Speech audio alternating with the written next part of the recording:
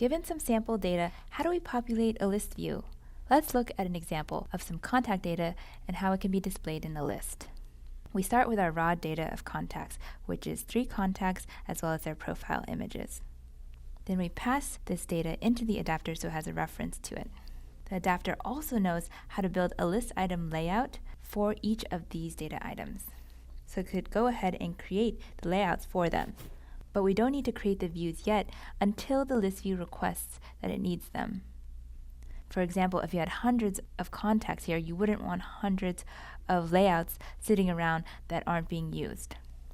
Then when you bind the adapter to the list view will ask how many items are actually in the dataset. And the adapter will check that in the dataset there's 3 items, so it will return that to the list view. Now the list view knows that it will have to populate itself with 3 list items. Now the list view starts at position 0 and asks for the list item layout located at that position. It goes back to the adapter, and the adapter checks that at position 0 we have the contact Anna. The adapter knows how to create a list item layout from the contact Anna, so it goes ahead and does that, and then we return it to the list view. And now we see that the Anna list item is located at the 0th position in the list. Next, the list view wants to get the item at position 1, so asks for the layout from the adapter.